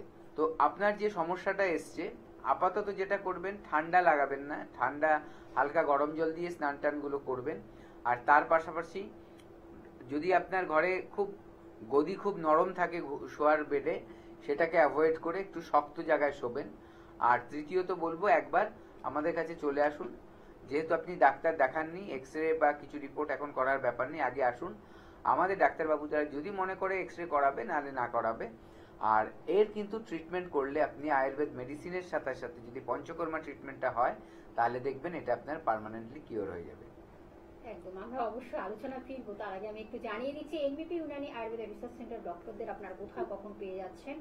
ডক্টর এন ভট্টাচার্যকে পেয়ে যাচ্ছেন বনগাঁতে, পাচ্ছেন গঙ্গারামপুরে পেয়ে যাচ্ছেন ডক্টর এস ঘোষালকে পেয়ে যাচ্ছেন, ক্যানিংয়ে পাচ্ছেন ডক্টর আর থেকে পেয়ে যাচ্ছেন, আসানসোলে পাচ্ছেন ডক্টর বি শর্মাকে পাচ্ছেন, NBP Unani Ayurveda research centre ডিরেক্টরকে পাচ্ছেন। এছাড়া বর্ধমানে পেয়ে যাচ্ছেন আপনার ডক্টর এন ভট্টাচার্যকে পাচ্ছেন, মালদহে পেয়ে যাচ্ছেন ডক্টর এস ঘোষালকে পেয়ে যাচ্ছেন, এবং বহরমপুরে বন্ধুরা পাচ্ছেন আপনারা ডক্টর এ হালদারকে পেয়ে যাচ্ছেন, কাকদ্বীপে পাচ্ছেন ডক্টর এস ভাদুরী, যিনি আমাদের আজকের গেস্ট ডক্টর। এছাড়া কিন্তু সেটা কিন্তু 3 তারিখে পাচ্ছেন, 3-5-25-এ। এছাড়া দুর্গাপুরে পেয়ে যাচ্ছেন ডক্টর এন ভট্টাচার্যকে পাচ্ছেন, বোলপুরে পাচ্ছেন ডক্টর বি শর্মাকে পাচ্ছেন, কোচবিহারে পেয়ে যাচ্ছেন ডক্টর এস ঘোষালকে পেয়ে যাচ্ছেন। এছাড়া কিন্তু আপনারা পাচ্ছেন কৃষ্ণনগরে পাচ্ছেন ডক্টর এ হালদারকে পেয়ে যাচ্ছেন, রায়গঞ্জে পেয়ে যাচ্ছেন ডক্টর এস ঘোষালকে পেয়ে যাচ্ছেন, হেরিয়াতে পাচ্ছেন ডক্টর এ হালদারকে পেয়ে যাচ্ছেন, মেচেদাতে পাচ্ছেন ডক্টর এন ভট্টাচার্যকে পেয়ে যাচ্ছেন, খড়গপুরে পাচ্ছেন ডক্টর বি শর্মাকে পাচ্ছেন, শিলিগুড়িতে পাচ্ছেন ডক্টর এস ঘোষালকে পেয়ে যাচ্ছেন, হলদিয়াতে পাচ্ছেন ডক্টর এ হালদারকে পেয়ে যাচ্ছেন, আগরতলাতে পাচ্ছেন ডক্টর এন ভট্টাচার্যকে পেয়ে যাচ্ছেন, শিলচরে পেয়ে যাচ্ছেন ডক্টর এস ঘোষালকে পেয়ে যাচ্ছেন, বাঁকুড়াতে পাচ্ছেন ডক্টর এ হালদারকে পাচ্ছেন, আরামবাগে পাচ্ছেন ডক্টর এ হালদার উপস্থিত থাকছেন। এছাড়া আপনার আলিপুরদুয়ারে পাচ্ছেন ডক্টর বি শর্মাকে পাচ্ছেন, সেটা কিন্তু 25-5-25-এ পেয়ে যাচ্ছেন, জামশেদপুরে পাচ্ছেন ডক্টর এন ভট্টাচার্যকে পাচ্ছেন, গৌহাটিতে পাচ্ছেন ডক্টর এস ঘোষালকে পেয়ে যাচ্ছেন, পুরুলিয়াতে পাচ্ছেন অবশ্যই ডক্টর এ হালদারকে পাচ্ছেন, ঝাড়গ্রামে পাচ্ছেন ডক্টর এ হালদারকে পাচ্ছেন, ডিব্রুগড়ে ডক্টর এস ঘোষাল উপস্থিত থাকছেন। এছাড়া আপনারা আপনারা জানেন এনবিপি ইউনানি অ্যান্ড আয়ুর্বেদা রিসার্চ সেন্টারের হেড অফিস মধ্যমগ্রামে অবস্থিত। সেখানে সোম থেকে শনি প্রত্যেকটি ডক্টরকে কিন্তু আপনারা পেয়ে যাচ্ছেন। এছাড়া কিন্তু আপনারা উত্তর কলকাতার মধ্যে হাতিবাগানে পাচ্ছেন, দক্ষিণ কলকাতার ল্যান্সডাউনে পেয়ে যাচ্ছেন, খিদিরপুরে বন্ধুরা পাচ্ছেন, বেলুড়ে পাচ্ছেন এবং হাওড়া, শিবপুর, বাল্টিগুড়িতে বন্ধুরা পাচ্ছেন। অবশ্যই দক্ষিণ 24 পরগনার আমতলাতে পাচ্ছেন, সেখানে কিন্তু ডক্টর বিষম উপস্থিত থাকেন প্রত্যেক বৃহস্পতিবার। ফোন নাম্বারটি আরেকবার আমি বলে দিচ্ছি, হেল্পিং নাম্বার বা কন্ট্যাক্ট নাম্বার, যেই নাম্বারটি আপনার টিভি স্ক্রিনে দেখতে পাচ্ছেন 9830235527 একটি নাম্বার এবং আরেকটি নাম্বার 9830235537। এটি হলো হেল্পিং নাম্বার, যার মাধ্যমে আপনারা ডিটেলস জানতে পারছেন আপনার বাড়ি থেকে চেম্বার কতটা কাছে না দূরে এবং কোন ডক্টররা বসছেন সব বিশদভাবে জানার জন্য এই দুটি নাম্বার ভীষণভাবে আপনাদের হেল্প করবে। আর যদি কোথাও চিকিৎসা করে থাকেন সেটাও কিন্তু প্রেসক্রিপশন এবং রিপোর্টগুলো প্লিজ ক্যারি করবেন, আনবেন, নিয়ে আসবেন। অবশ্যই একজন বন্ধু রয়েছেন। নমস্কার, কে আছেন সঙ্গে? নমস্কার। হ্যাঁ নমস্কার, আমি তাপস দাস বলছি হাওড়া থেকে। বলুন তাপস বাবু, কি সমস্যা বলুন। সমস্যা হচ্ছে রোদে বেরোলে প্রচন্ড পরিমাণে মাথা যন্ত্রণা হয়। আচ্ছা, আপনার কতদিন ধরে হচ্ছে এটা? এটা আমার এক মাস মতো হয়ে গেল। 1 মাস মতো হয়ে গেছে। আচ্ছা, রোজে এটা কি এই প্রথমবার হয়েছে না আগেও হতো? না, এই প্রথমবার হলো। আর আপনার কি ঠান্ডা লাগার একটা প্রবণতা আছে? হ্যাঁ হ্যাঁ হ্যাঁ। আচ্ছা, আপনার কোন পার্টটায় ব্যথা হয়? জেনারেলি এই কপালের সামনেটায় ব্যথা হয়? এই কপালের সামনেটা। আচ্ছা, আপনি শুনুন, আমি বলছি। দেখুন, এই প্রবলেমটা যাদের ঠান্ডা লাগার ধাত থাকে তাদের সাইনাস, যেটা আমরা সাইনোসাইটিস বলি, যাদের এই প্রবলেমটা থাকে তাদের কিন্তু এই মাথা ধরে যায়। তাদের কি হয়, অতিরিক্ত রোদে গেলে বা অতিরিক্ত পরিশ্রম করে ফেললে দেখা যাচ্ছে তাদের কিন্তু এই মাথা ব্যথার সমস্যাটা আসে। তবে এটার কিন্তু ট্রিটমেন্ট আছে। আয়ুর্বেদে কিন্তু এই পার্মানেন্টলি এটাকে সারানো যায়। কারণ এখানে কি হয়, অ্যাকচুয়ালি এসে মিউকাসগুলো জমা হয় এবং যখন মিউকাসগুলো জমে থাকে, ড্রাই হয়ে যায়, তখন কিন্তু খুব টনটন করে এবং পেইন শুরু হয়। তো এটাকে অ্যাভয়েড করা সবচেয়ে ভালো কি, মানে ঠিক করার জন্য সবচেয়ে ভালো কি হবে, যে আয়ুর্বেদ কিছু আছে পদ্ধতি, নাস্যাম বলে আমাদের একটা পদ্ধতি হয়, যেটা করলে কিন্তু আয়ুর্বেদে পঞ্চকর্মা থেরাপিতে যেটা করলে এটা কিন্তু একদম ভিতরটাকে ক্লিয়ার করে দেবে। আয়ুর্বেদ পঞ্চকর্মার একটা বিশাল বড় গুণ হচ্ছে বডিকে ডিটক্সিফাই করে, মানে শরীরের ভিতরে যে বাজে জিনিসগুলো যা যা জমে থাকে এবং ন্যাচারালি যেগুলো বেরোতে পারে না, সেগুলোকে কিন্তু ঠিক করে একদম বাইরে, মানে ভেতর থেকে একদম বাইরে বের করে দেয়। ঠিক আছে? তো এতেও কিন্তু আপনার এই পঞ্চকর্মার মাধ্যমে কিন্তু আপনার যে প্রবলেমটা এটাকেও ঠিক করে নেওয়া যাবে পার্মানেন্টলি। দেখবেন তখন আপনি রোদে গেলেও কিন্তু এই সমস্যাটা আর আসবে না। আমরা একদম শেষ প্রান্তে চলে এসেছি ডাক্তারবাবু। এই যে পঞ্চকর্ম থেরাপি, যদি একটু বিশেষত্ব এটা একটু যদি বলেন ডক্টর খানের কাছে। পঞ্চকর্ম থেরাপি আছে 5টা থেরাপি, 5টা পদ্ধতি। সেখান থেকে বডি টক্সিনটাকে বের করে দেওয়ার জন্য 5টা থেরাপি আছে। নস্য, বমন, বিরেচন, রক্তমক্ষণ আর বস্তি। এই 5টা থেরাপি নিয়ে পঞ্চকর্ম। এই পঞ্চকর্মটা থেকে অ্যাকচুয়ালি বডি টক্সিন এই 5 ভাবে যে কোনো রোগের প্রপার একটা স্পেসিফিক থেরাপি আছে, সব রোগের জন্য সব থেরাপি নয়, সেটা প্রপার আমরা ডিসকাস করে আমরা তার সাথে কি হয়েছে তা জেনে আমরা সেই থেরাপি তাকে দিয়ে থাকি। আমরা একদম শেষ প্রান্তে চলে এসেছি। ডাক্তারবাবুর কাছে একটু জিজ্ঞাসা রাখবো যে এই যে লা এলিগেন্স, আপনাদের এখানকারও একটা কিন্তু আলাদা একটা ডিভিশন বা ডিপার্টমেন্ট আছে, একটু যদি ছোট্ট করে কিছু বলেন। দেখুন, মানুষের সৌন্দর্যটা প্রথম চাহিদা থাকে। দেখবেন প্রত্যেক মানুষ চায় যে আমি যাতে প্রেজেন্টেবল হয়, লোক যাতে দেখে আমার দিক থেকে মুখটা ঘুরিয়ে না নেয়, আমাকে দেখে যাতে অ্যাডমায়ার করে, আমাকে দেখে যাতে বলে বাহ দেখতে ভালো লাগছে, মুখের সামনে না বললেও আড়ালে যাতে বলে। এবং সেখানে দুটো জিনিসের উপরে সবার কিন্তু চোখ যায়, একটা হচ্ছে চুল আর একটা হচ্ছে মুখের স্কিন বা মুখের ত্বক। এই লা এলিগেন্স কিন্তু এরকম একটা স্পেশাল ক্লিনিক, যেটা এনবিপিরই একটা ডিভিশন অংশ, যেখানে কিন্তু ইন্টারন্যাশনাল লেভেলের যেসব ট্রিটমেন্টগুলো হয়, বিদেশের মাটিতে যেসব ট্রিটমেন্টগুলো হয়, সেই ট্রিটমেন্টগুলো কিন্তু স্কিন এবং হেয়ারের ক্ষেত্রে আপনারা এখানে পেয়ে যাবেন। এবং এখানে ট্রিটমেন্ট কমপ্লিটলি সেফ ট্রিটমেন্ট, কোনো কষ্ট পাওয়ার ব্যাপার নেই, কোনো ক্ষতি হওয়ার ব্যাপার নেই। এবং সেখানে কি থাকবে, লেজার থেরাপি থাকে, বিভিন্ন ধরনের কি বলবো পিলিং থাকে, বিভিন্ন ধরনের কিন্তু ট্রিটমেন্ট আছে, মেডিসিনের মাধ্যমে হয়, লেজার মেশিনের মাধ্যমে হয়, সব কিছুই ব্যবস্থা আমাদের রয়েছে। আপনাদের যদি এই ধরনের কোনো সমস্যা থাকে তাহলে কিন্তু অবশ্যই আমাদের হেল্পলাইনে, এই যে হেল্পলাইন যাচ্ছে এখানে যোগাযোগ করবেন এবং একটা অ্যাপয়েন্টমেন্ট নিয়ে চলে আসবেন। একদম আমাদের সময় শেষ, বিদায় নিতে হবে। আপনাদের অসংখ্য ধন্যবাদ জানাই দর্শক বন্ধুদের আমাদের সঙ্গে থাকার জন্য। আয়ুর্বেদ চিকিৎসার হাত ধরুন, এনবিপির হাত ধরুন, নিশ্চয়ই সুস্থ সবল সঠিক জীবন ফিরে পাবেন। নমস্কার।